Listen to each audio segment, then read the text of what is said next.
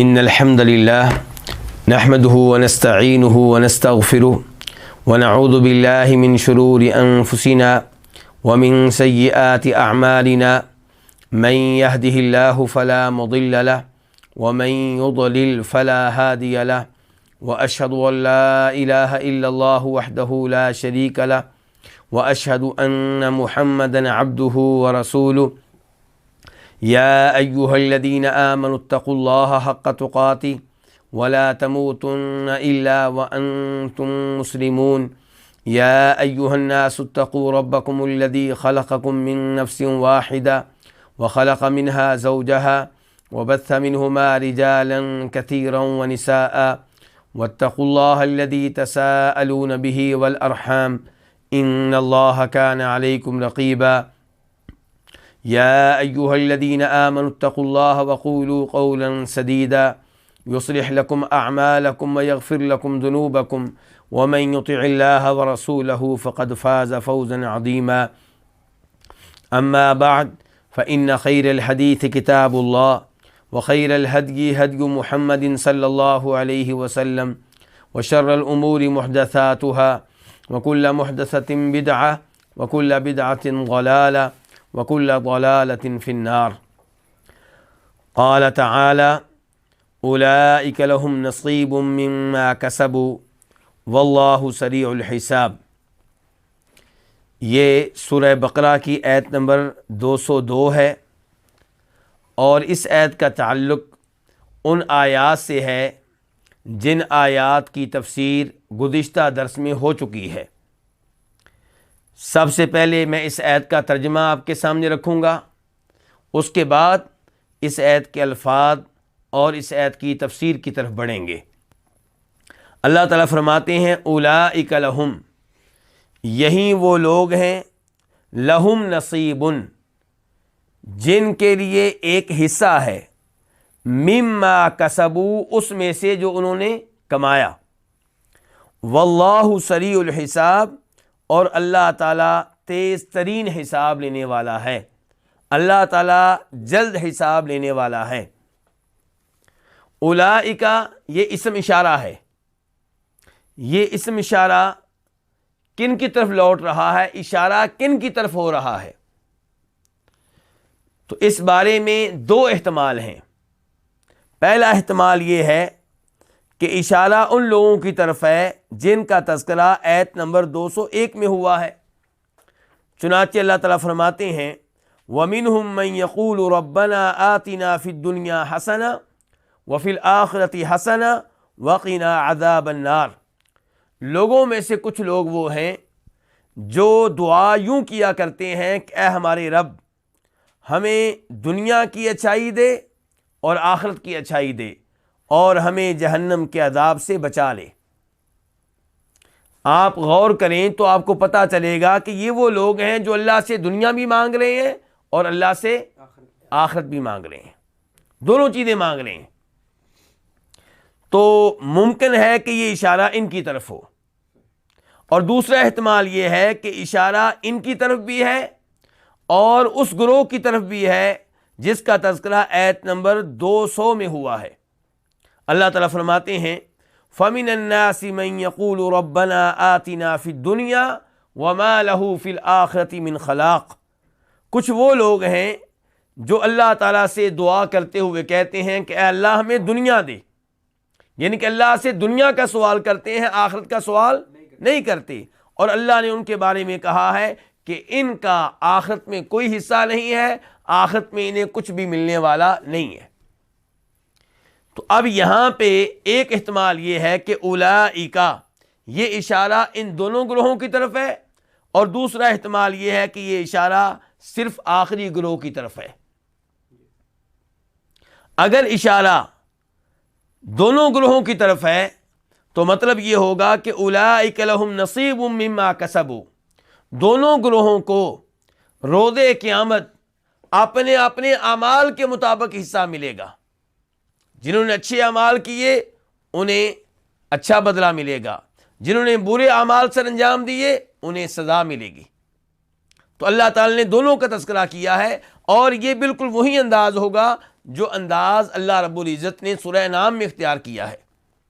وَلِكُلٍّ دَرَجَاتٌ مِّمَّا عَمِلُوا، اللہ نے وہاں پہ کہا ہر ایک کو ان کے عمل کے مطابق درجہ ملنے والا ہے۔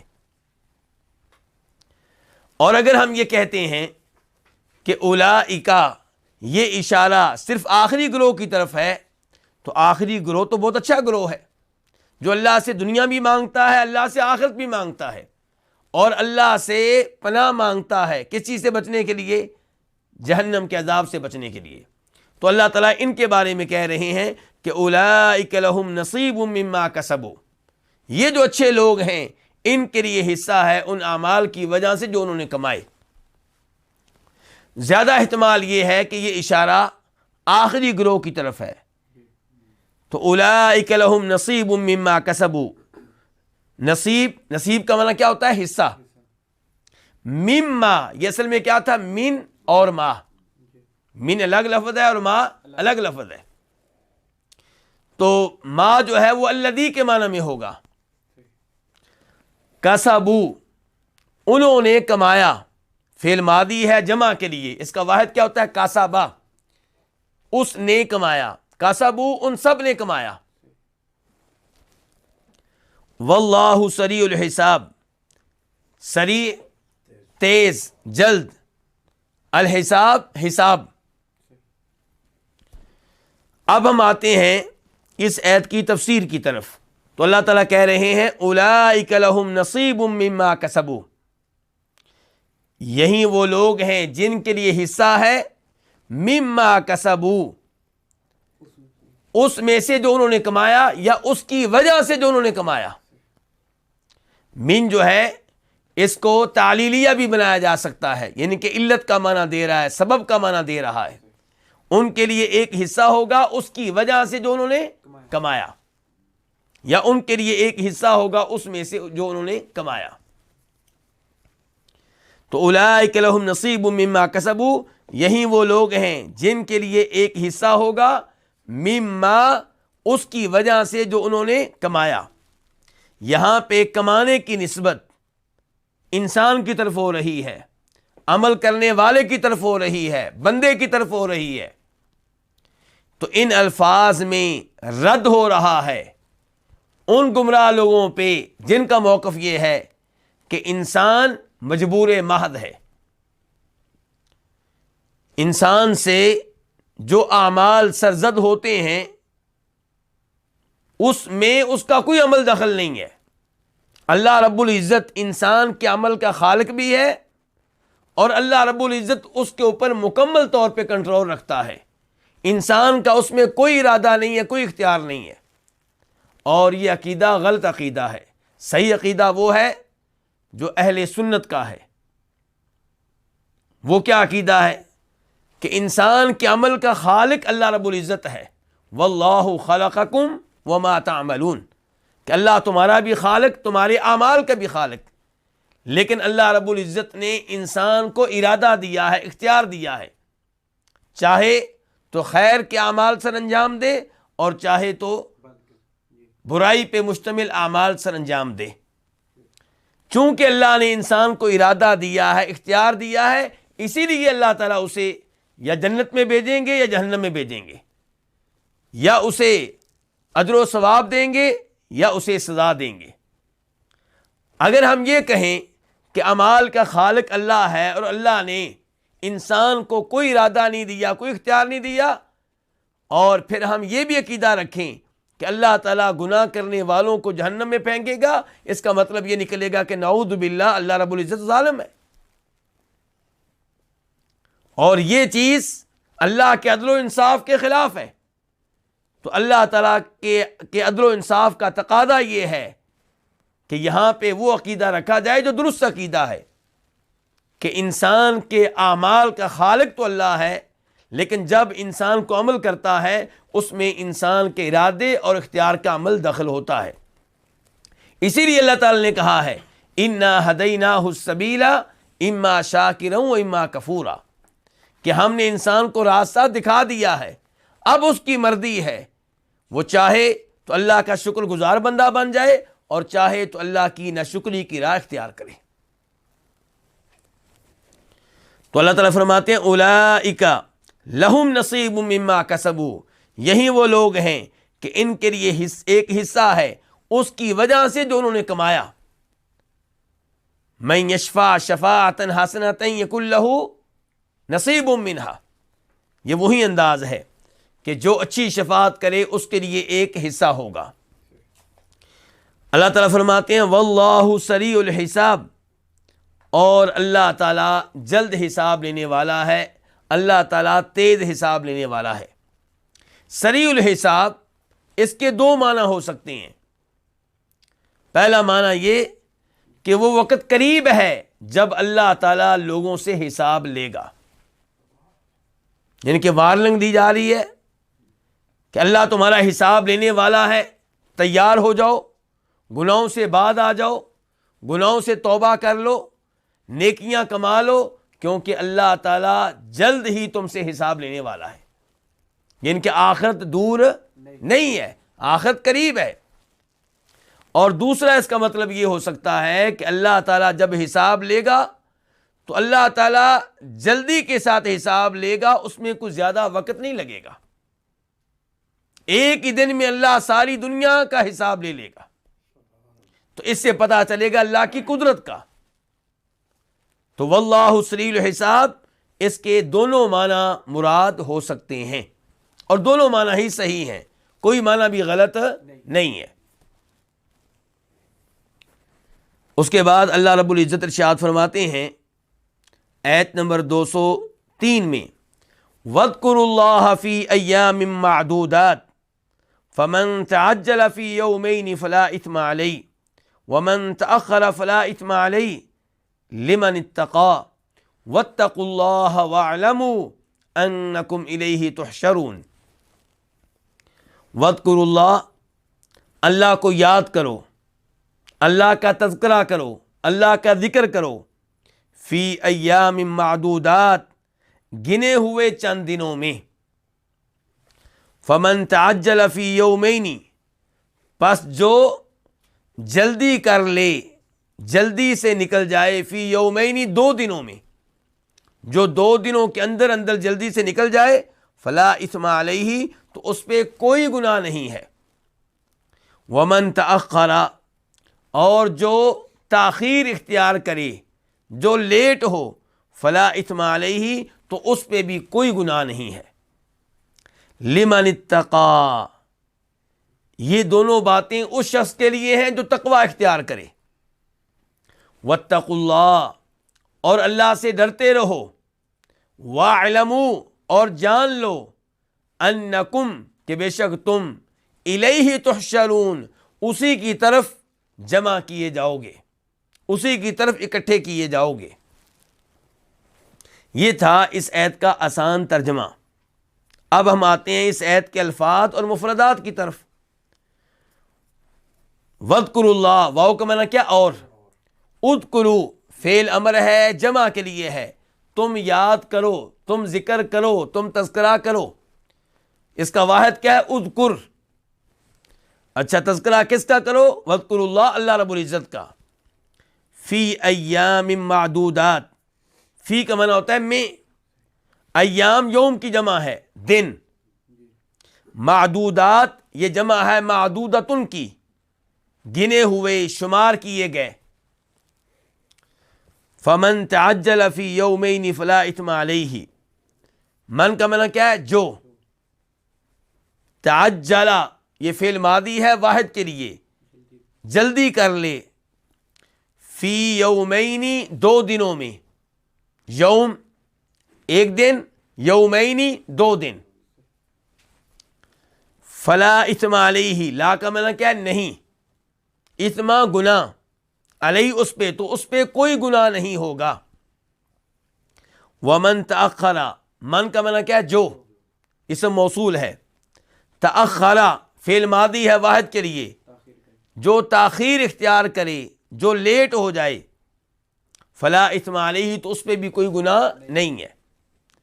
لمن اتقى، لام کا معنی کیا ہے؟ کے لیے، کے واسطے، من اسم موصول ہے جو کے معنی میں جو، اتقا تقوی اختیار کرے، یعنی کہ یہ اس کے لیے ہے جو تقوی اختیار کرے. تو لمن اتقا یہ خبر ہے، اس سے پہلے مبتدا محذوف ہے، یعنی کہ یہ جو کہا جا رہا ہے کہ کوئی گناہ نہیں، کوئی گناہ نہیں، یہ اس کے بارے میں کہا جا رہا ہے جو تقوی اختیار کرے. اتقا فعل ماضی ہے واحد کے لیے، متقی بن جائے، تقوی اختیار کرے، پرہیزگاری اختیار کرے.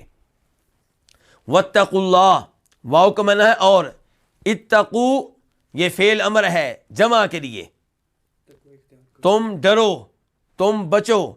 ڈرو کس سے؟ اللہ سے. بچو کس سے؟ اللہ سے. تقوی اختیار کرو اللہ تعالیٰ کا. وَاعْلَمُوا واو کا معنی کیا؟ اور. واو کو الگ کر دیں تو دوسرا لفظ کیا ہوگا پھر؟ اعلموا. فعل امر ہے جمع کے لیے ہے، آرڈر کا لفظ ہے، تم جان لو. اور اس کا واحد کیا ہوگا؟ اعلم، تو جان لے. کیا جان لو؟ کہ انکم، ان کا معنی کیا ہے؟ بے شک، کم تم، الیہ اس کی طرف. اس کی طرف یہ جو الیہ ضمیر ہے یہ کدھر لوٹ رہی ہے؟ اللہ رب العزت کی طرف، کہ تم اس کی طرف یعنی کہ اللہ رب العزت کی طرف. تحشرون جمع کیے جاؤ گے، اکٹھے کیے جاؤ گے. تحشرون فعل مضارع ہے، جمع کے لیے ہے، مجہول ہے. تم جمع کیے جاؤ گے، اکٹھے کیے جاؤ گے. اسی سے لفظ ہوتا ہے میدان حشر، کہ وہ میدان جس میدان میں لوگوں کو جمع کیا جائے گا، اکٹھا کیا جائے گا. اور چونکہ یہاں پہ الیہ پہلے آیا ہے تو اس لیے معنی پیدا ہو گیا ہے صرف اسی کی طرف، صرف اسی کے ہاں تمہیں جمع کیا جائے گا. کس کے ہاں؟ اللہ رب العزت کے ہاں. یعنی کہ الیہ کے پہلے آنے سے صرف کا معنی پیدا ہو گیا، حصر کا معنی پیدا ہو گیا، تخصیص کا معنی پیدا ہو گیا. اس آیت سے یہ معلوم ہو رہا ہے کہ اللہ رب العزت حاجیوں سے مخاطب ہیں. کن سے مخاطب ہیں؟ حج کرنے والوں سے اللہ رب العزت مخاطب ہیں. حاجی لوگ حج کے اکثر اعمال سے فارغ ہو چکے، اب وہ مینا میں ٹھہرے ہوئے ہیں. 11 تاریخ ہے، 12 تاریخ ہے، 13 تاریخ ہے. تو جب حاجی لوگ مینا میں ٹھہرے ہوئے ہیں تو اس لحاظ سے حاجیوں سے اللہ رب العزت مخاطب ہیں. تو اللہ تعالیٰ کہہ رہے ہیں وَاذْكُرُوا اللَّهَ فِي أَيَّامٍ مَعْدُودَاتٍ، کہ گنے ہوئے دنوں میں اللہ کا ذکر کرو، اللہ کو یاد کرو. گنے ہوئے دن، ایام معدودات، اس سے مراد کون سے دن ہیں؟ امام بخاری کہتے ہیں کہ عبداللہ ابن عباس فرماتے ہیں اس سے مراد ایام تشریق ہیں. اور ایام تشریق کون سے ایام ہوتے ہیں؟ 11 تاریخ، 11 کس مہینے کی؟ ذی الحجہ کی. ذی الحجہ کی 11 تاریخ، 12 تاریخ، 13 تاریخ، ان ایام کو ایام تشریق کہا جاتا ہے. تو اللہ تعالیٰ کہہ رہے ہیں وَاذْكُرُوا اللَّهَ فِي أَيَّامٍ مَعْدُودَاتٍ، کہ ایام تشریق میں اللہ کا ذکر کرو. اور اسی آیت کے مطابق نبی علیہ الصلوۃ والسلام کا فرمان ہے جسے امام مسلم اپنی صحیح میں لے کر آئے ہیں کہ ایام التشریق ایام اکل و شرب و ذکر اللہ عز وجل. آپ فرما رہے ہیں کہ ایام تشریق یہ کھانے پینے کے دن ہیں. تو کیا دیگر ایام کھانے پینے کے لیے نہیں ہوتے؟ یعنی کہ یہ خصوصی طور پہ کھانے پینے کے دن ہیں کیونکہ ان دنوں میں جانور ذبح کی جاتی ہیں. تو فرمایا یہ کھانے پینے کے دن ہیں، لیکن صرف کھانے پینے کے دن نہیں ہیں، اس کے ساتھ ساتھ اللہ کو یاد کرنے کے دن ہیں، ذکر کے دن ہیں. اس سے پتہ چلا کہ اسلام دین اعتدال ہے. ایک طرف آپ سے کہہ رہا ہے کہ آپ کھائیں پئیں، دوسری طرف کہہ رہا ہے کہ کھاتے پیتے ہوئے رب کو بھول نہیں جانا. اس سے پتہ چلا کہ انسان خوشی کے ایام میں، کھانے پینے کے ایام میں، شادی کے ایام میں، ولیمے کے دن اپنے رب کو بھول نہ جائے. لیکن دیکھا کیا گیا ہے؟ دیکھا یہ گیا ہے کہ لوگ خوشی کے موقع پہ رب کو بھول جاتے ہیں. شادی کے موقع پہ، عیدوں کے موقع پہ نمازیں قضا کر دیتے ہیں یا مکمل طور پہ چھوڑ دیتے ہیں. شادی کے موقع پہ، عیدوں کے ایام میں داڑیاں مونڈ لیتے ہیں. خوشی کے اس موقع پہ ان کی شلواریں، ان کی پینٹیں، ان کی چادریں ٹخنوں سے نیچے ہوتی ہیں، اور یہ کبیرہ گناہ ہے۔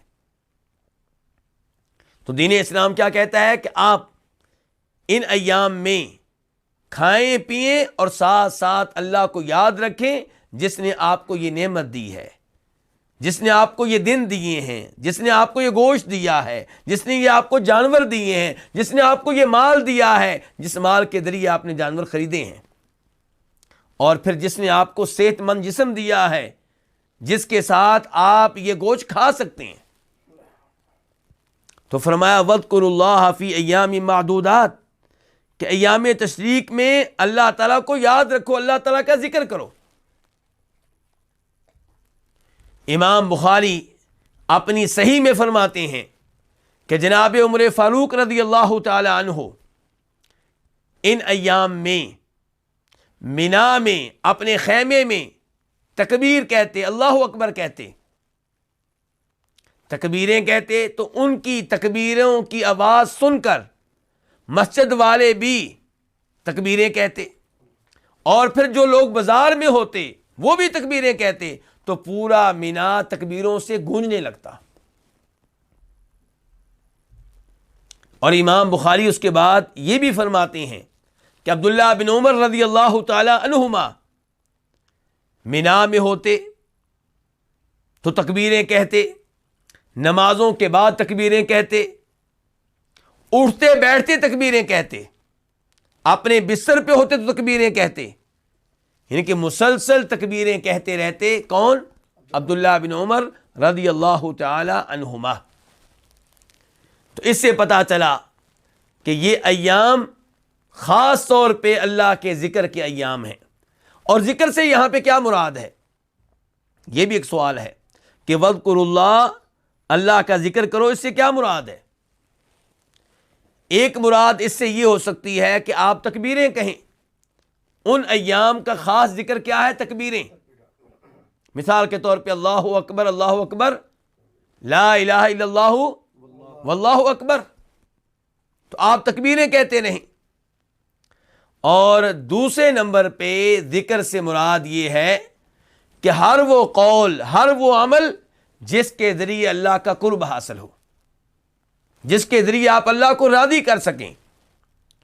اور صحیح بات یہی ہے کہ یہاں پہ ذکر سے مراد عام معنی ہے، یعنی کہ کوئی بھی نیکی کا کام، خیر کا کام، خیر کے الفاظ جن سے اللہ کا قرب حاصل ہو، جن سے اللہ راضی ہو، وہ اعمال، وہ اقوال کیا ہیں؟ اللہ کا ذکر ہے۔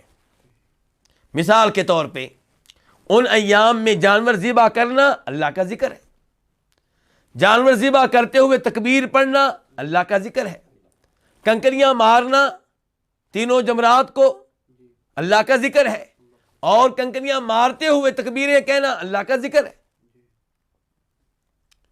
نمازوں کے بعد تکبیریں کہنا اللہ کا ذکر ہے، اٹھتے بیٹھتے تکبیریں کہنا اللہ کا ذکر ہے۔ تو ہر لحاظ سے اللہ کا ذکر کیا جائے اور اللہ کو یاد رکھا جائے۔ تو وَاذْكُرُوا اللَّهَ فِي أَيَّامٍ مَّعْدُودَاتٍ، اللہ تعالیٰ کو یاد رکھو، اللہ تعالیٰ کا ذکر کرو، فی ایام معدودات، گنے ہوئے چند دنوں میں۔ اور یہ گنے ہوئے چند دن ہیں، 11، 12، 13، کوئی زیادہ نہیں ہے۔ اس کے بعد فرمایا فَمَن تَعَجَّلَ فِي يَوْمَيْنِ فَلَا إِثْمَ عَلَيْهِ، پس جو جلدی اختیار کرے، جو جلدی نکلنے کو اختیار کرے، فی یومین، 2 دنوں کے اندر، فلا اثم علیہ، تو اس کے اوپر کوئی گناہ نہیں ہے۔ اس سے کیا مراد ہے؟ ایام تشریق ہم جان چکے ہیں کتنے ہیں؟ 3۔ تو اللہ رب العزت اپنے بندوں کے لیے آسانی کرتے ہوئے فرما رہے ہیں کہ میرے یہ بندے اگر چاہیں تو مینا میں 11 تاریخ کو ٹھہریں اور 12 تاریخ کو کنکریاں مار کر مینا سے نکل جائیں، اور اگر چاہیں تو 13 تاریخ تک رکیں اور 13 تاریخ کو کنکریاں مارنے کے بعد مینا سے نکلیں۔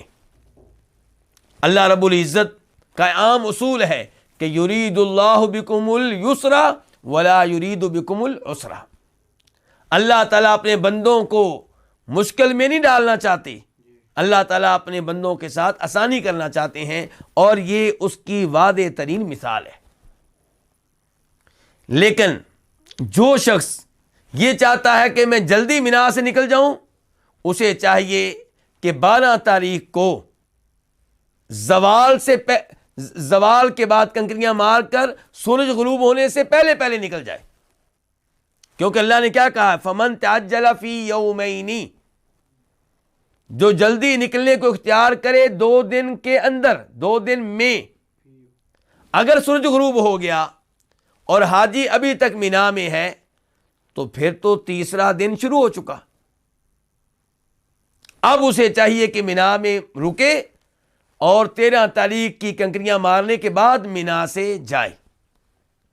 لیکن اگر کوئی شخص 12 تاریخ کو زوال کے بعد کنکریاں مار چکا ہے اور نکلنے کی تیاری کر رہا ہے، نکل رہا ہے، چل رہا ہے، بس میں بیٹھ چکا ہے، گاڑی میں بیٹھ چکا ہے، لیکن رش کی وجہ سے گاڑی سے نکلا نہیں جا رہا، تو ایسا شخص سورج غروب ہونے کے بعد بھی مینا سے نکل سکتا ہے۔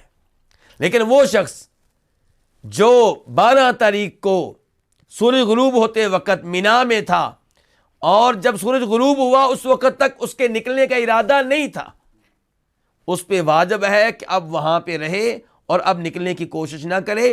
یہی فتویٰ ہے جناب عبداللہ بن عمر رضی اللہ تعالیٰ عنہما کا، جسے امام مالک اپنے موطا میں روایت کرتے ہیں۔ تو فمن تعجل فی یومین، پس جو جلدی نکلنے کو اختیار کرے فی یومین، 2 دنوں کے اندر 2 دنوں میں، فلا اثم علیہ، تو اس پہ کوئی گناہ نہیں ہے، وہ نکل سکتا ہے۔ یہ اللہ کا فضل و کرم ہے کہ اللہ نے اس کو رخصت دی ہے۔ ومن تأخر، اور جو تاخیر اختیار کرے، جو لیٹ ہو، اس کا کیا مطلب ہے؟ کب تک لیٹ ہو؟ یعنی کہ مزید 1 دن رکے، کیونکہ ایام تشریق 3 ہیں، انہی کے بارے میں بات ہو رہی ہے۔ ایسا نہیں ہے کہ 14 تاریخ کو رکے تو اور ثواب ملے گا، 15 کو رکے تو اور ثواب ملے گا، 16 کو رکے تو اور ثواب ملے گا، ایسا نہیں ہے۔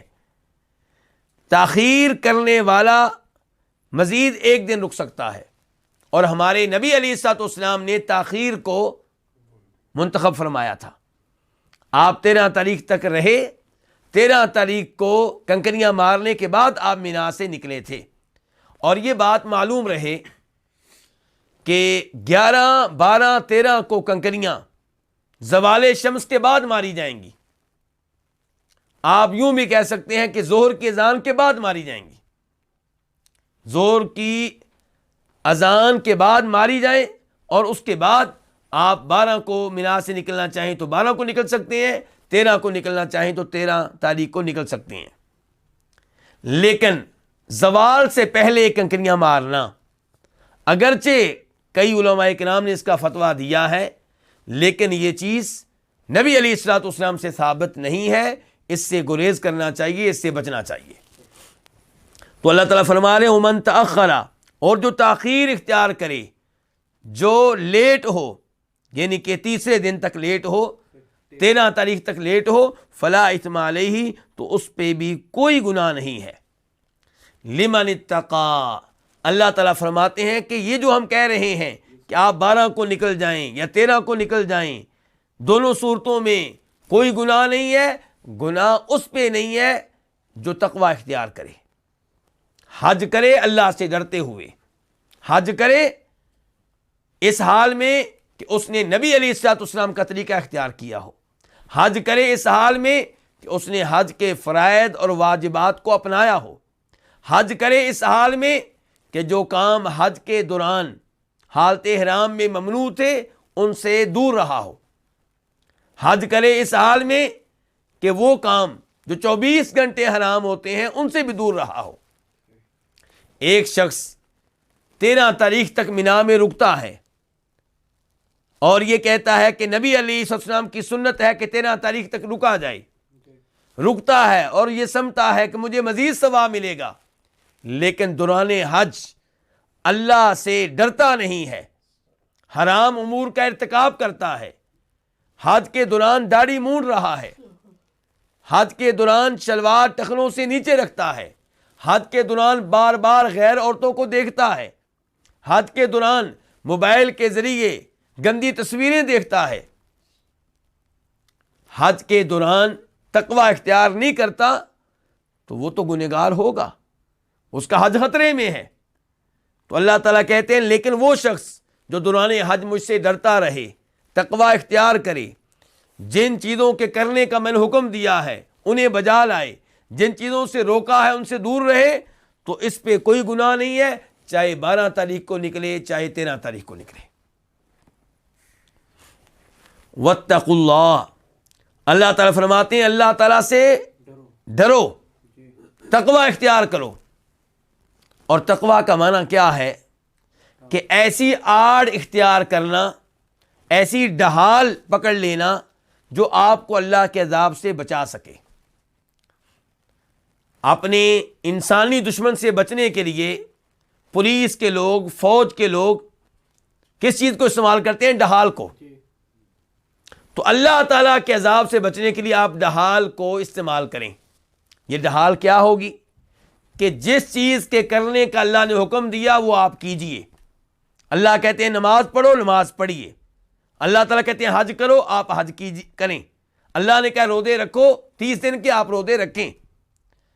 اور اس کے ساتھ ساتھ ڈھال کا دوسرا حصہ کیا ہے کہ جن چیزوں کو اللہ نے حرام قرار دیا ہے ان سے آپ دور رہیں، ان سے آپ اجتناب کریں، ان سے آپ گریز کریں، ان کے قریب نہ جائیں۔ تو یہ ہے تقوی، جن چیزوں کے کرنے کا اللہ نے حکم دیا انہیں بجا لائیں، اور جن چیزوں سے اللہ نے منع کیا ان سے دور رہیں۔ تو فرمایا واتقوا اللہ، اللہ تعالیٰ سے ڈرتے رہو۔ اور اس سے پتہ چلا کہ تقوی اختیار کرنا واجب ہے، کیونکہ اللہ نے اس کا حکم دیا ہے۔ اور اللہ رب العزت نے تقوی کا حکم پہلی امتوں کو بھی دیا، اس امت کو بھی دیا۔ وَلَقَدْ وَصَّيْنَا الَّذِينَ أُوتُوا الْكِتَابَ مِنْ قَبْلِكُمْ وَإِيَّاكُمْ أَنِ اتَّقُوا اللَّهَ، کہ تم سے پہلے لوگوں کو بھی ہم نے یہ تاکید کی تھی، وصیت کی تھی کہ اپنے رب سے ڈرتے رہو، اور تمہیں بھی ہم یہی وصیت کر رہے ہیں، یہی تاکید کر رہے ہیں۔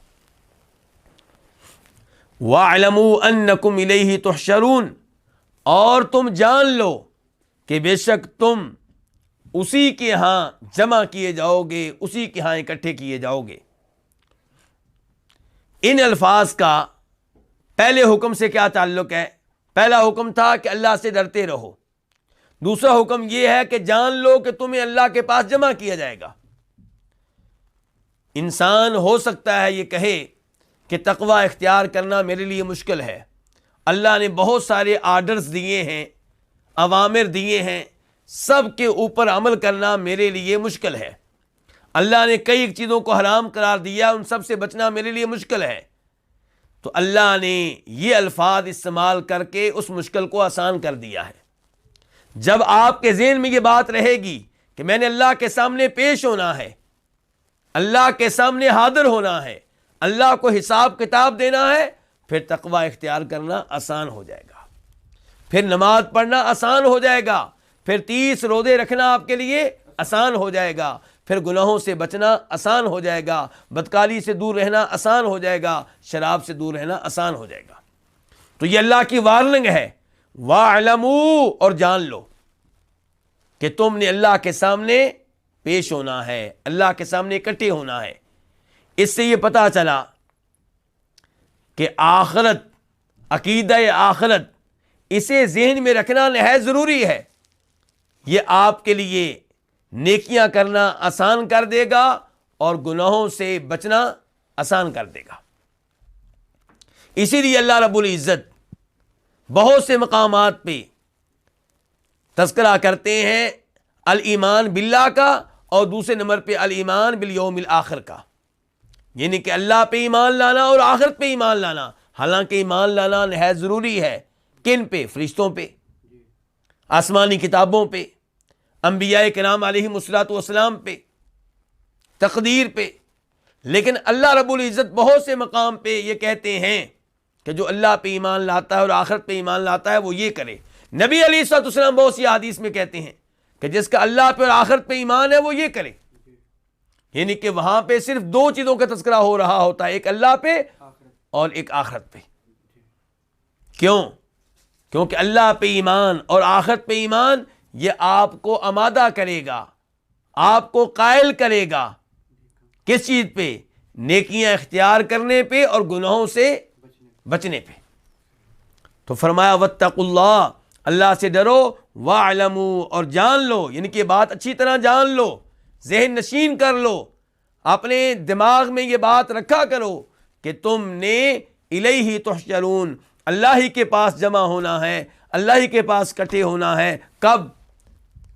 آخرت کے دن. تو پھر اللہ رب العزت تمہارے اعمال کے مطابق تم سے سلوک کرے گا. اگر تمہارے پاس نیکیاں ہوں گی تو اللہ تعالیٰ اجر و ثواب دے گا، برائیاں ہوں گی تو اللہ تعالیٰ اس کی سزا دے گا. اس کے بعد اللہ رب العزت ارشاد فرماتے ہیں وَمِنَ النَّاسِ مَن يُعْجِبُكَ قَوْلُهُ فِي الْحَيَاةِ الدُّنْيَا وَيُشْهِدُ اللَّهَ عَلَى مَا فِي قَلْبِهِ وَهُوَ أَلَدُّ الْخِصَامِ. اس کے بعد اللہ رب العزت ارشاد فرماتے ہیں وَمِنَ النَّاسِ مَن يُعْجِبُكَ قَوْلُهُ فِي الْحَيَاةِ الدُّنْيَا وَيُشْهِدُ اللَّهَ عَلَى مَا فِي قَلْبِهِ وَهُوَ أَلَدُّ الْخِصَامِ. ترجمہ اس آیت کا یوں ہے، اور لوگوں میں سے کوئی وہ ہے من يعجبك قوله، جس کا قول، جس کی گفتگو آپ کو اچھی لگتی ہے، فی الحیات الدنیا، دنیاوی زندگی کے بارے میں، ویشہد اللہ علی ما فی قلبہ، اور وہ اللہ کو گواہ بناتا ہے، علی ما، اس چیز پہ، فی قلبہ، جو اس کے دل میں ہے، وہو الد الخصام، اور وہ سخت جھگڑالو ہے. اللہ رب العزت اس آیت میں تذکرہ کر رہے ہیں منافقین کا، لیکن اس کی تفصیل بعد میں بیان کریں گے. اس سے پہلے اس آیت کے الفاظ اور مفردات کو سمجھ لیتے ہیں. وَمِنَ النَّاسِ، واو کا معنی کیا ہے؟ اور. من الناس اصل میں کیا ہے؟ من. نون کے اوپر جو زبر آئی ہے وہ تو الناس کے ساتھ ملانے کے لیے آئی ہے، ورنہ اصل میں کیا ہے؟ وَمِن. تو من کا معنی کیا ہوتا ہے؟ سے. من، لیکن یہاں پہ من عام من نہیں ہے، یہ من تبعیدیہ ہے جو بعض کا معنی دیتا ہے. اسی لیے ہم کہہ رہے ہیں وَمِنَ النَّاسِ مَن، لوگوں میں سے کوئی وہ ہے، تو یہ بعض کا معنی ہے، اس لیے کہ من کیا ہے؟ تبعیدیہ. الناس کا معنی کیا ہے؟ لوگ. من یعجبک، من اسم موصول ہے جو کے معنی میں، جو، جس کا، یعجبو اچھا لگتا ہے، عمدہ لگتا ہے، پیارا لگتا ہے. یعجبو فعل مضارع ہے واحد کے لیے، کا آپ کو اچھا لگتا ہے. آپ کو کیا اچھا لگتا ہے؟ آپ کو قولہ، اس کا قول. تو قولہ یہ فاعل ہوا کس کا؟ یعجبو کا، یعنی کہ اس کا قول آپ کو اچھا لگتا ہے، اس کی باتیں آپ کو اچھی لگتی ہیں. قول بات کو کہتے ہیں. قولہ، اس کا قول، یہ ضمیر کہاں جا رہی ہے؟ من کی طرف. یعنی کہ لوگوں میں سے کوئی ایسا ہے جس کا قول آپ کو اچھا لگتا ہے، جس کی باتیں آپ کو اچھی لگتی ہیں، جس کا کلام آپ کو اچھا لگتا ہے، جس کی گفتگو آپ کو اچھی لگتی ہے. فی الحیات الدنیا، کون سی گفتگو؟ دنیاوی زندگی کے بارے میں اس کی گفتگو. تو فی کا معنی کیا ہے؟ میں، الحیات زندگی، الدنیا دنیا والی، یعنی کہ دنیا کے بارے میں اس کی گفتگو آپ کو اچھی لگتی ہے. وَيُشْهِدُ اللَّهُ، واو کا معنی اور، یشہدو وہ گواہ بناتا ہے. یشہدو فعل مضارع ہے واحد کے لیے، وہ گواہ بناتا ہے کس کو؟ اللہ رب العزت کو. کس چیز پہ؟ علی ما فی قلبہ، اس چیز پہ جو اس کے دل میں ہے. علی کا معنی پر، ما کا معنی کیا ہے؟ جو. فی قلبہ، اس کے دل میں ہے، قلب دل کو کہتے ہیں. وَهُوَ أَلَدُّ الْخِصَامِ، اور وہ، ہوا کا معنی کیا ہے؟ وہ، یعنی کہ ضمیر یہ بھی اسی آدمی کی طرف لوٹ رہی ہے جس کا تذکرہ شروع ایسے جاری ہے. الد کس کو کہتے ہیں؟ سخت جھگڑالو کو، جو جھگڑا کرنے میں بہت ٹیڑھا ہو۔ الخصام، الخصام نمبر ایک آپ یہ کہہ سکتے ہیں کہ یہ مصدر ہے۔ یہ کیا ہے؟ مصدر۔ مصدر ہوگا تو اس کا معنی کیا ہوگا؟ جھگڑا کرنا۔ تو وہو الد الخصام کا معنی یہ ہو جائے گا کہ وہ جھگڑا کرنے میں سخت جھگڑالو ہے، یعنی کہ جب جھگڑا شروع ہو جائے تو آپ اس کو سخت جھگڑالو پائیں گے۔ اور دوسرا یہ ہے کہ خصام کے بارے میں آپ یہ کہہ لیں کہ یہ جمع کا لفظ ہے۔ جمع ہے کس کی؟ خصم ان کی یا خصم ان کی۔ تو جب یہ جمع ہوگا تو پھر معنی کیا ہوگا کہ وہ الد الخصام، کہ جھگڑا کرنے والوں میں یہ نمبر ایک جھگڑالو ہے۔ جھگڑا کرنے والوں میں یہ سخت ترین جھگڑالو ہے۔ تو یہ دو طرح سے اس کا معنی ہو سکتا ہے۔ اب ہم آتے ہیں اس آیت کی تفسیر کی طرف۔ تو میں نے گزارش کی تھی کہ اس آیت میں منافقین کا تذکرہ ہو رہا ہے۔ علماء تفسیر کی طرف جب آپ دیکھیں گے تو عام طور پہ یہاں پہ ایک سبب نزول ذکر کرتے ہیں۔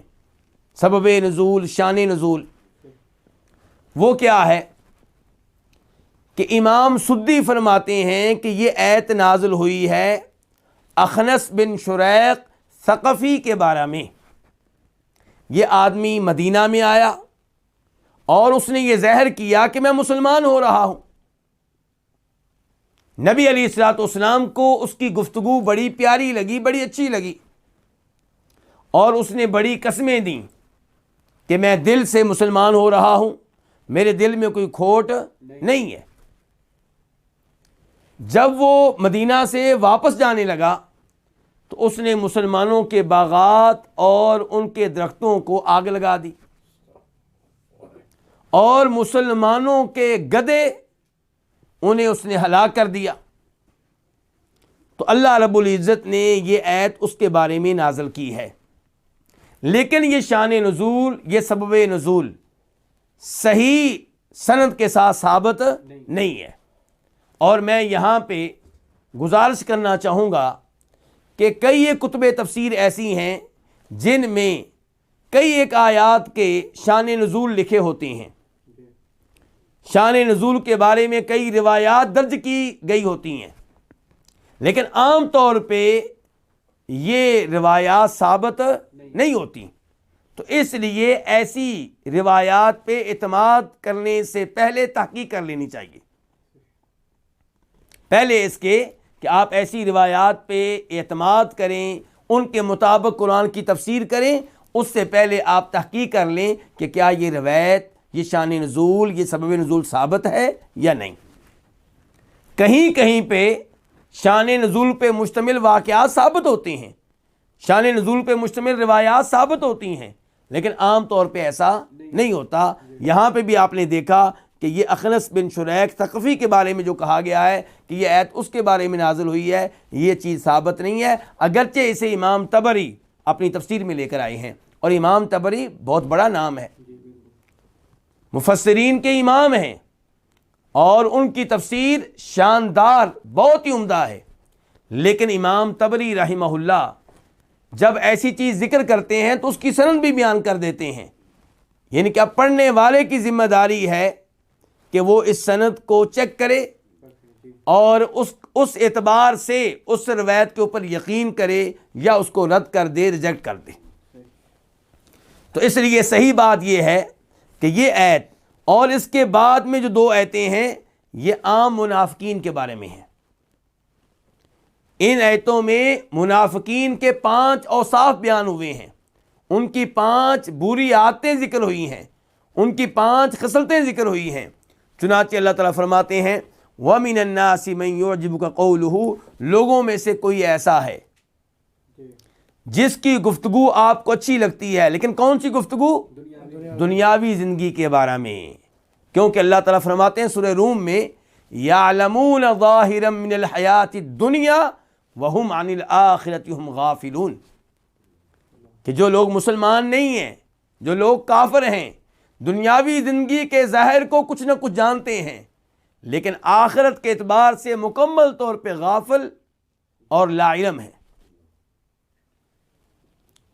اور افسوس سے کہنا پڑتا ہے کہ مسلمان ایسے کافروں سے مرعوب ہوتے ہیں، ان کی دنیاوی زندگی کے بارے میں گفتگو سن کر، سائنسی امور کے بارے میں گفتگو سن کر مرعوب ہو جاتے ہیں، اور یہ نہیں سوچتے کہ دیکھو اللہ نے اس کو کتنی عقل دی ہے، اللہ نے دنیا کے بارے میں اس کو کتنا علم دیا ہے، اس سب کے باوجود حقیقی علم سے یہ غافل ہے، حقیقی علم سے محروم ہے، اللہ کی توحید سے یہ محروم ہے۔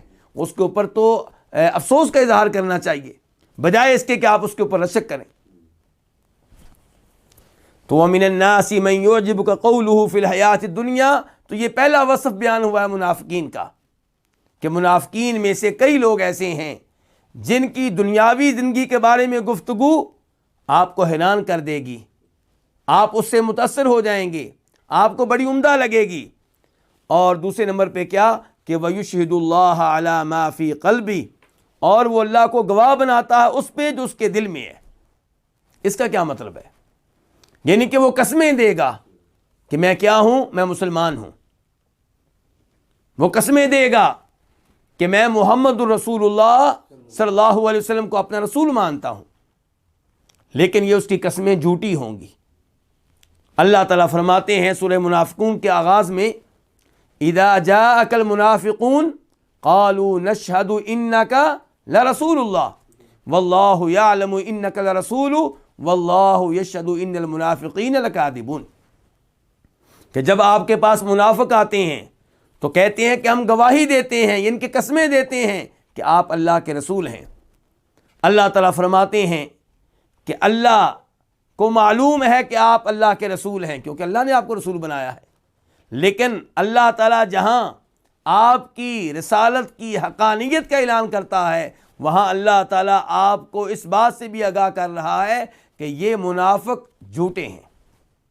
اور یہاں پہ اللہ تعالیٰ فرما رہے ہیں وَيُشْهِدُ اللَّهَ عَلَى مَا فِي قَلْبِهِ، کہ وہ اللہ کو گواہ بناتا ہے اس پہ جو اس کے دل میں ہے، یعنی کہ کہتا ہے کہ اللہ جانتے ہیں کہ میں مسلمان ہوں، اللہ تعالیٰ کی قسم اٹھا کے میں کہتا ہوں کہ میں مسلمان ہوں۔ تو اللہ رب العزت بیان کر رہے ہیں کہ اپنی اس قسم میں وہ کیا ہے، وہ جھوٹا ہے۔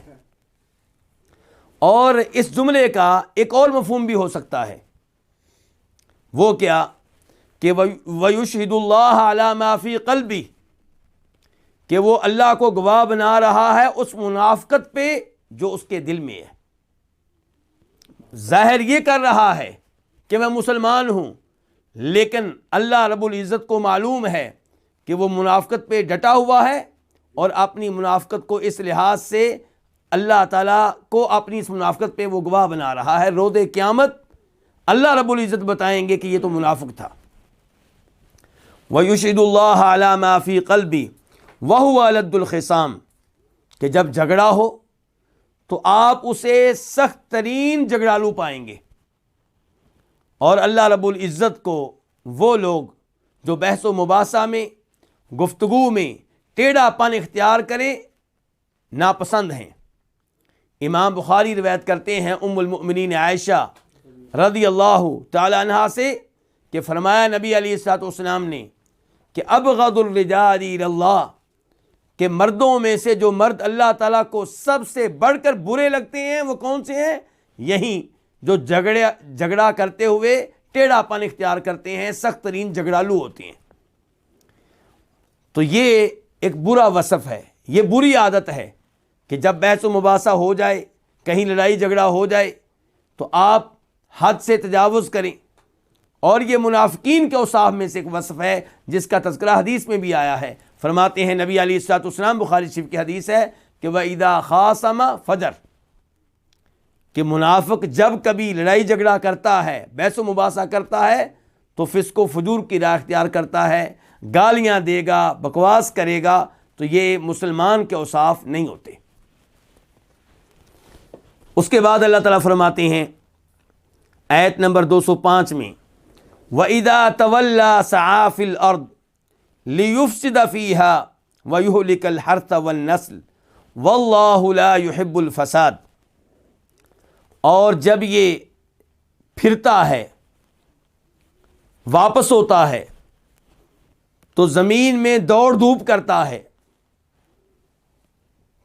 لِيُفْسِدَ فِيهَا، تاکہ اس میں فساد کرے، تاکہ زمین میں فساد کرے. وَيُهْلِكَ الْحَرْثَ وَالنَّسْلَ، اور ہلاک کرتا ہے کھیتی کو، والنسل، اور نسل کو. واللہ لا يحب الفساد، اور اللہ تعالیٰ فساد سے محبت نہیں کرتا. وَإِذَا، اذا کا معنی کیا ہوتا ہے؟ جب. تولا، پھرتا ہے، واپس ہوتا ہے. اور تولا کا دوسرا معنی یہ بھی ہو سکتا ہے کہ جب وہ حکمران بنتا ہے، جب صاحب اقتدار بنتا ہے، جب کوئی عہدہ سنبھال لیتا ہے، جب والی بنتا ہے. سعی فی الارض، زمین میں کوشش کرتا ہے، زمین میں محنت کرتا ہے، دوڑ دھوپ کرتا ہے. کیوں محنت کرتا ہے؟ کس کام کے لیے؟ لیفسد فیہا، تاکہ اس میں فساد کرے. تو سعی فعل ماضی ہے واحد کے لیے، تولا فعل ماضی ہے واحد کے لیے. تولا وہ پھرا، وہ واپس ہوا، یا وہ والی بنا، وہ حکمران بنا، صاحب اقتدار بنا. سعی، اس نے کوشش کی، اس نے محنت کی، اس نے دوڑ دھوپ کی. فی الارض، زمین میں. لیفسد فیہا، تاکہ. یفسد، یہ فعل مضارع ہے واحد کے لیے. افسد یفسد، وہ فساد کرتا ہے. لیفسدہ کی لام کی وجہ سے دال کے اوپر زبر آئی ہے، تاکہ وہ فساد کرے. فیہا، اس میں، کس میں؟ زمین میں. تو ہا ضمیر کدھر جا رہی ہے؟ زمین کی طرف، کیونکہ الارض یہ لفظ بظاہر مذکر ہے، حقیقت میں مؤنث ہے. اس لیے لفظ کیا آیا؟ لیفسد فیہا. لیفسد فیہ نہیں آیا، تاکہ وہ اس میں فساد کرے، یعنی کہ زمین میں. وَيُهْلِكَ، اور تاکہ وہ ہلاک کرے. یہلکا، یہ بھی فعل مضارع ہے، یہ بھی واحد کے لیے ہے، اور اس کے کاف کے اوپر زبر آئی ہے کیونکہ اس کا عطف ہے یفسدہ کے اوپر، یعنی کہ تاکہ وہ زمین میں فساد کرے اور تاکہ وہ ہلاک کرے. الحرثہ، کس کو؟ کھیتی کو. والنسل، اور نسل کو، آئندہ نسل جیسے ہم کہتے ہیں.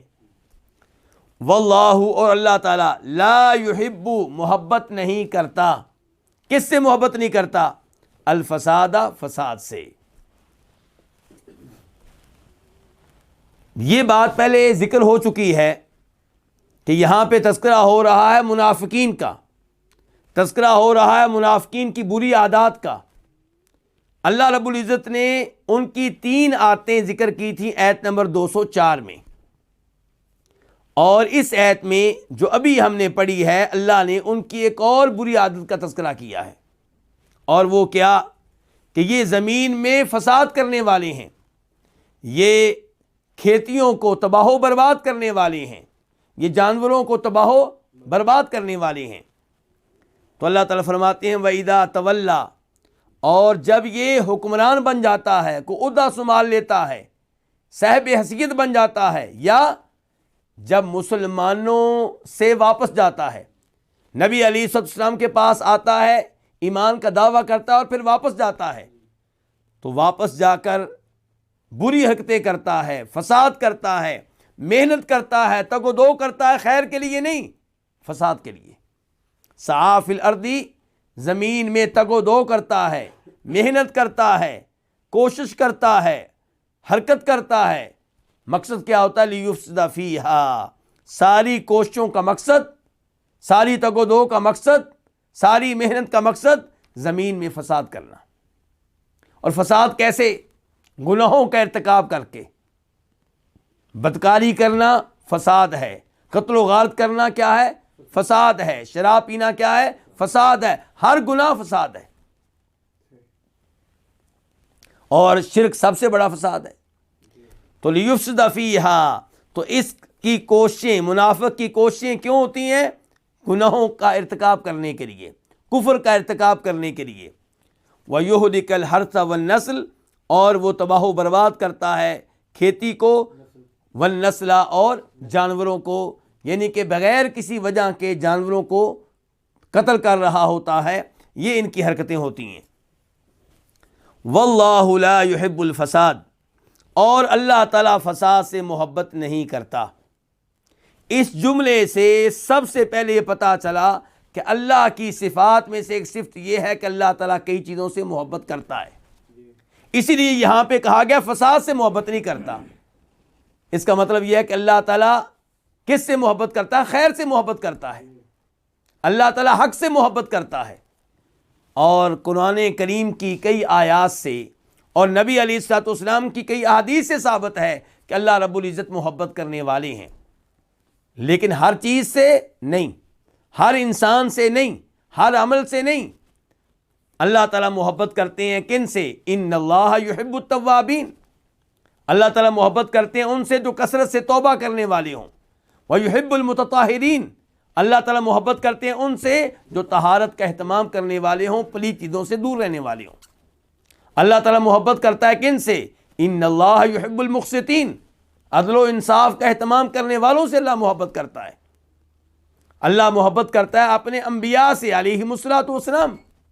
اللہ تعالیٰ محبت کرتا ہے کس سے؟ نیک اعمال سے۔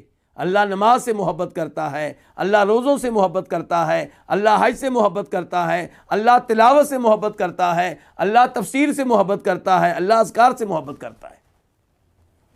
لیکن اللہ تعالیٰ فساد سے محبت نہیں کرتا، نہ فساد سے محبت کرتا ہے اور نہ فساد کی راہ اختیار کرنے والوں سے محبت کرتا ہے۔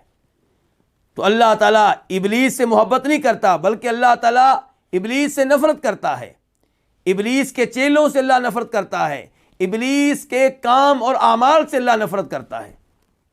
اسی لیے ہم سے کہا گیا کہ دائیں ہاتھ سے کھایا کرو، کیونکہ بائیں ہاتھ سے کھانا کس کا کام ہے؟ شیطان کا۔ بہت سے اعمال کے بارے میں کہا گیا یہ کام نہ کرو، کیونکہ یہ کام کون کرتا ہے؟ شیطان کرتا ہے۔ تو اللہ تعالیٰ کو شیطان کے کاموں سے نفرت ہے۔ تو اللہ رب العزت کئی لوگوں سے محبت کرتے ہیں اور کئی لوگوں کو اللہ تعالیٰ اپنی محبت سے محروم کرتے ہیں۔ اللہ سے دعا کریں کہ اللہ تعالیٰ ہمیں ان خوش نصیبوں میں شامل کرے جن سے اللہ محبت کرتا ہے، جن کو اللہ اپنا محبوب بنا لیتا ہے۔ اور جن کو اللہ اپنا محبوب بنا لیتا ہے انہیں ملتا کیا ہے آپ سب جانتے ہیں، اس کا تذکرہ حدیث قدسی میں آیا ہے، بخاری شریف کی حدیث ہے۔ فرماتے ہیں نبی علیہ الصلوۃ والسلام کے فرمایا اللہ رب العزت نے کہ جب میں کسی بندے کو اپنا محبوب بنا لیتا ہوں تو میں اس کا کان بن جاتا ہوں جس کے ساتھ وہ سنتا ہے، میں اس کی نگاہیں بن جاتا ہوں جن کے ساتھ وہ دیکھتا ہے، میں اس کے ہاتھ بن جاتا ہوں جن کے ساتھ پکڑتا ہے، میں اس کے پاؤں بن جاتا ہوں جن کے ساتھ وہ چلتا ہے۔ یعنی کہ اللہ رب العزت اس کو غلط بات سننے کی توفیق نہیں دیتے، اللہ تعالیٰ اسے غلط باتیں سننے سے بچا لیتے ہیں، اللہ تعالیٰ اسے صحیح راہ پہ چلنے کی توفیق دیتے ہیں، اللہ تعالیٰ اس کو بچا لیتے ہیں غلط راہ کی طرف قدم بڑھانے سے۔ اور اسی میں یہ بھی آیا ہے کہ لَإِن سَأَلَنِي لَأُعْطِيَنَّ، میرا یہ محبوب بندہ جب بھی مجھ سے کچھ مانگتا ہے، سوال کرتا ہے، میں اسے عطا کرتا ہوں۔ وَلَئِنِ اسْتَعَاذَنِي لَأُعِيذَنَّ، جب بھی مجھ سے پناہ مانگتا ہے میں اسے پناہ دیتا ہوں اس چیز سے جس سے وہ پناہ مانگ رہا ہوتا ہے۔ تو آپ اس سے اندازہ کریں کہ اللہ کی محبت کتنی عظیم نعمت ہے، اس لیے اللہ کی محبت حاصل کرنے کی کوشش کرنی چاہیے اور ان امور سے بچنا چاہیے جن امور کی وجہ سے اللہ اپنی محبت سے محروم کر دیتا ہے۔ فرمایا واللہ لا يحب الفساد، تو اللہ تعالیٰ فساد سے محبت نہیں کرتا۔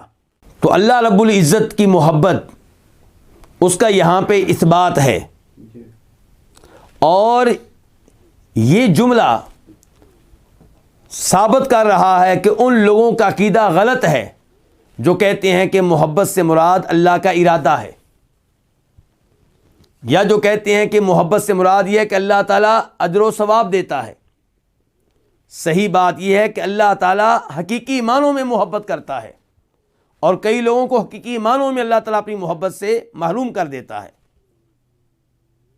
کچھ لوگ کہتے ہیں کہ اللہ کی محبت اور اللہ کی مشیت یہ ایک ہی چیز ہے، جبکہ ہمارا عقیدہ یہ ہے، اہل سنت کا عقیدہ یہ ہے کہ محبت اور چیز ہے، مشیت اور چیز ہے۔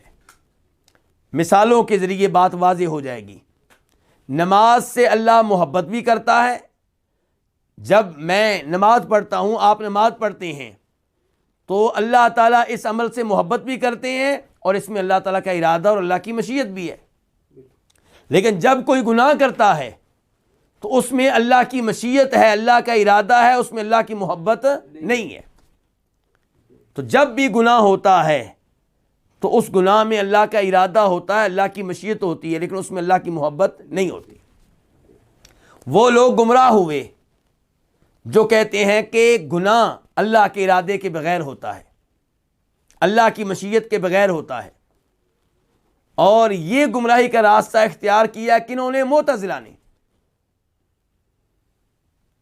اللہ رب العزت کی تنزیہ بیان کرتے ہوئے، اللہ تعالیٰ کو عیوب سے بیان کرتے ہوئے، انہوں نے غلو کا مظاہرہ کیا اور یہ کہنا شروع کر دیا کہ اللہ تعالیٰ گناہوں کا خالق نہیں ہے۔ گناہ کا خالق کون ہے؟ خود انسان۔ نعوذ باللہ۔ اس کا نتیجہ یہ نکلا کہ یہاں کائنات میں ایک خالق نہیں بلکہ کئی خالق ہیں، تو اس سے بڑھ کر کفر کیا ہوگا؟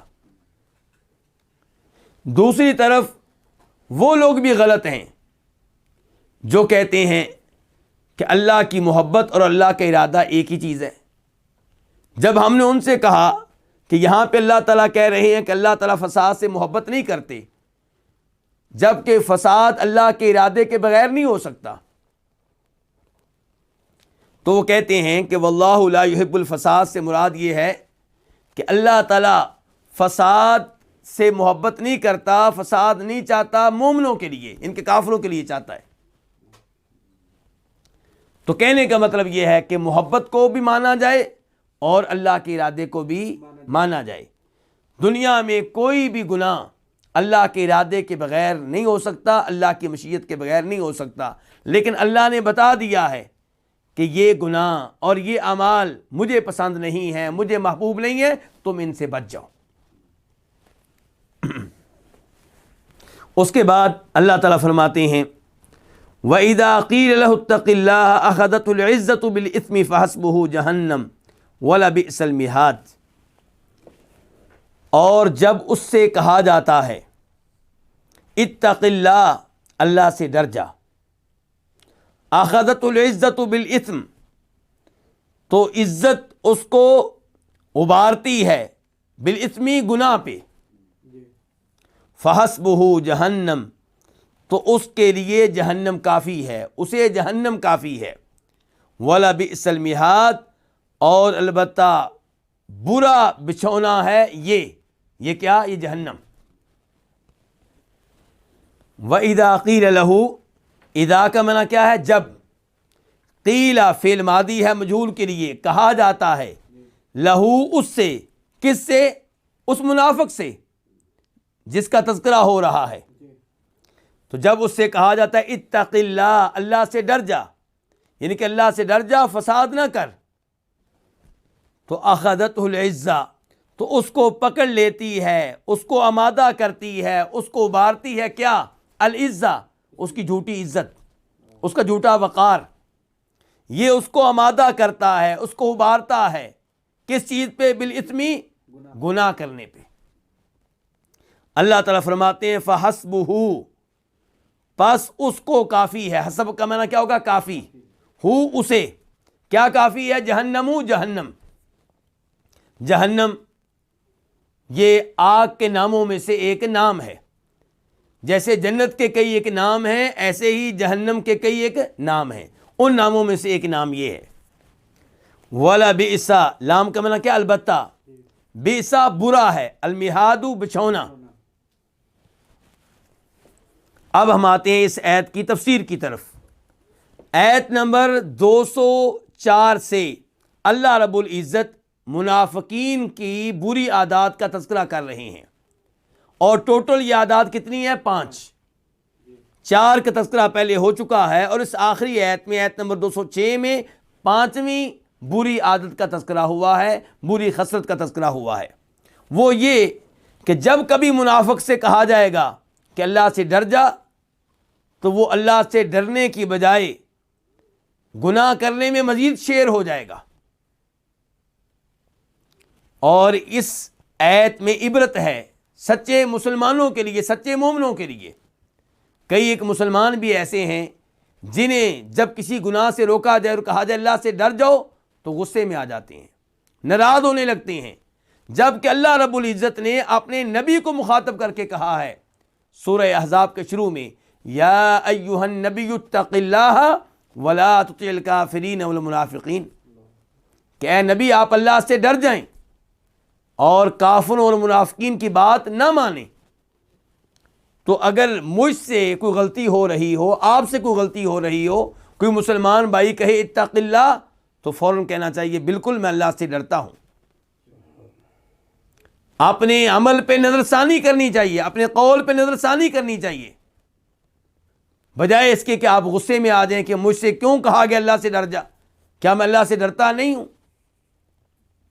تو وَإِذَا قِيلَ لَهُ، تو جب اس سے کہا جائے اتق اللہ، اللہ سے ڈر جا، تو اللہ سے ڈرنے کی بجائے اخذت العزت بالاسم، اس کی جھوٹی عزت اور اس کا جھوٹا وقار، یہ چیزیں اسے گناہ کرنے پہ آمادہ کرتی ہیں، ترغیب دیتی ہیں، تو پیچھے ہٹنے کی بجائے مزید آگے بڑھتا ہے۔ تو یہ منافقین کی عادات میں سے ایک عادت ہے، ان کی بری خصلتوں میں سے ایک بری خصلت ہے۔ اللہ تعالیٰ فرماتے ہیں فَحَسْبُهُ جہنم، ایسے شخص کے لیے جہنم ہی کافی ہے، یعنی کہ اس کا ٹھکانہ پھر کیا ہوگا؟ جہنم۔ وَلَبِئْسَ الْمِہَادُ، اور یقیناً یہ برا بچھونا ہے۔ کون سا بچھونا؟ جہنم، یعنی کہ برا بچھونا ہے یہ کیا؟ یہ جہنم۔ تو آپ اس سے اندازہ لگا سکتے ہیں کہ جس انسان کی یہ بری عادات ہوں اس کا انجام کیا ہوگا۔ مسلمانوں کو چاہیے کہ اپنے آپ کو ان بری عادات سے دور رکھیں تاکہ وہ جہنم کی آگ سے محفوظ رہ سکیں، جہنم کی آگ سے بچ سکیں۔ آتے ہیں وَمِنَ النَّاسِ مَن يَشْرِي نَفْسَهُ ابْتِغَاءَ مَرْضَاتِ اللَّهِ وَاللَّهُ رَءُوفٌ بِالْعِبَادِ، یہ آیت نمبر 207 ہے۔ اس کا ترجمہ کیا ہے؟ لوگوں میں سے کوئی وہ ہے جو اپنے آپ کو بیچ ڈالتا ہے اللہ کی رضا حاصل کرنے کے لیے۔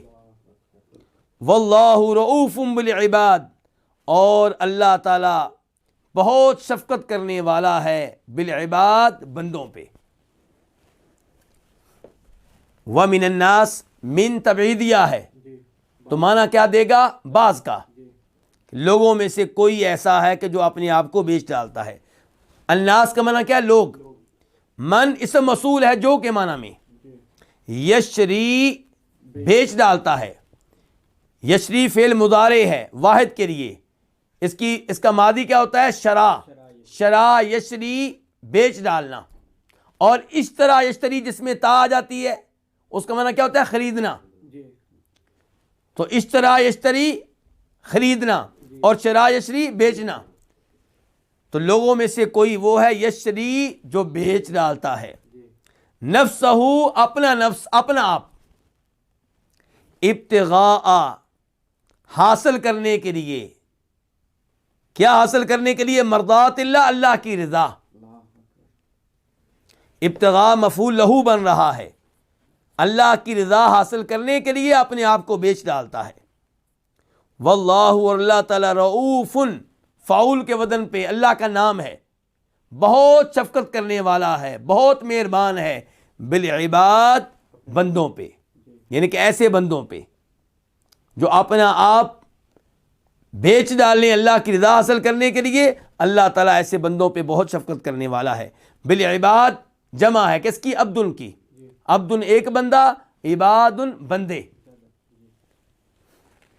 اب ہم آتے ہیں اس آیت کی تفسیر کی طرف۔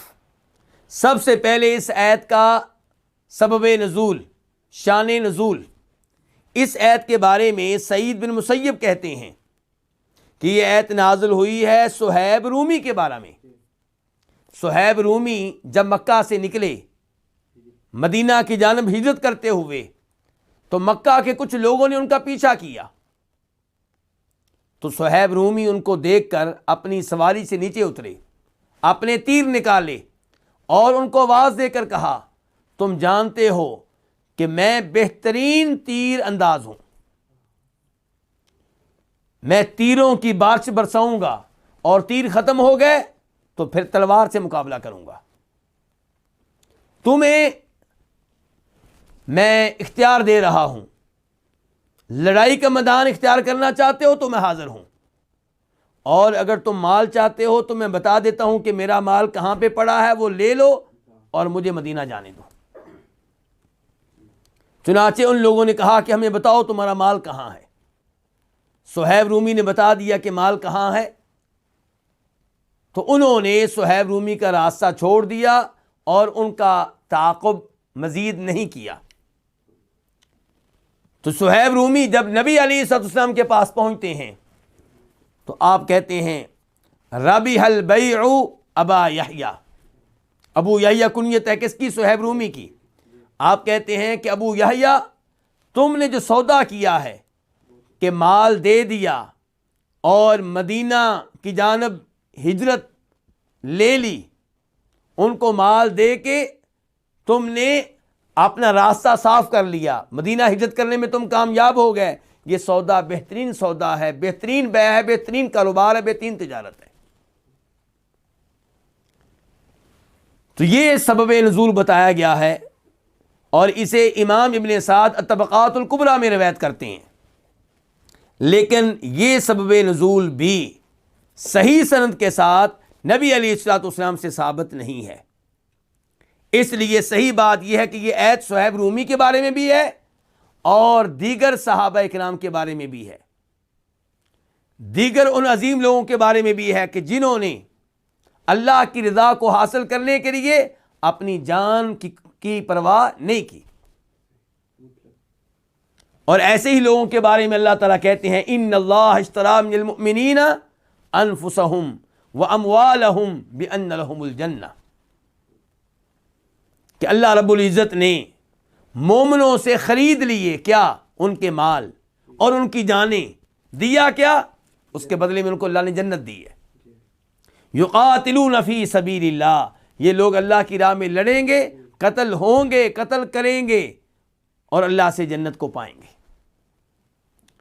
تو ایسا ہی انداز یہاں پہ ہے کہ لوگوں میں سے کوئی وہ ہے جو اپنے آپ کو بیچ ڈالتا ہے اللہ کی رضا کو حاصل کرنے کے لیے، اللہ راضی ہو جائے، مال جاتا ہے تو جائے، جان جاتی ہے تو جائے۔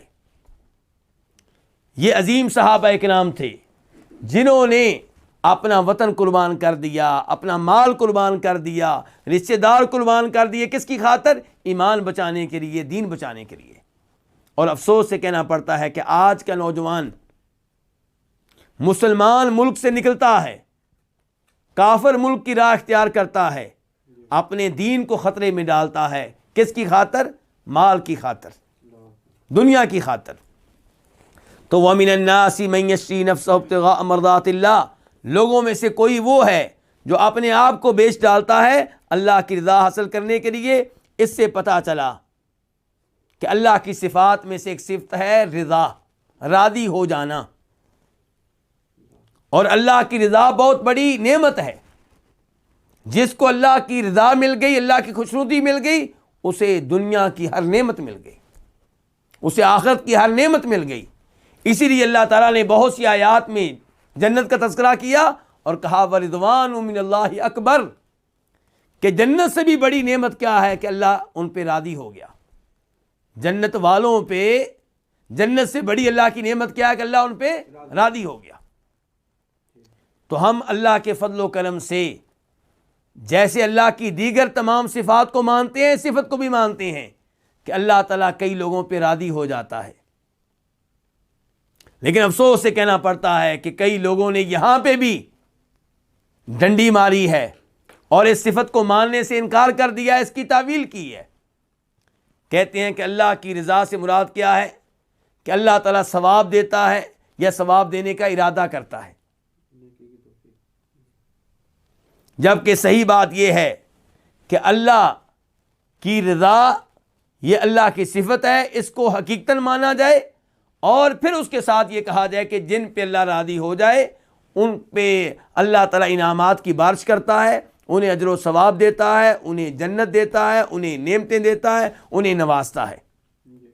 لیکن یہ مانا جائے کہ اللہ کئی لوگوں پہ راضی ہوتا ہے، جیسا کہ انبیاء کرام علیہم الصلوۃ والسلام یہ وہ لوگ ہیں جن پہ اللہ راضی ہے۔ صحابہ کرام کے بارے میں اللہ تعالیٰ کہتے ہیں رضی اللہ عنہم ورضوا عنہ، کہ وہ اللہ سے راضی ہو گیا، اللہ ان پہ راضی ہو گیا۔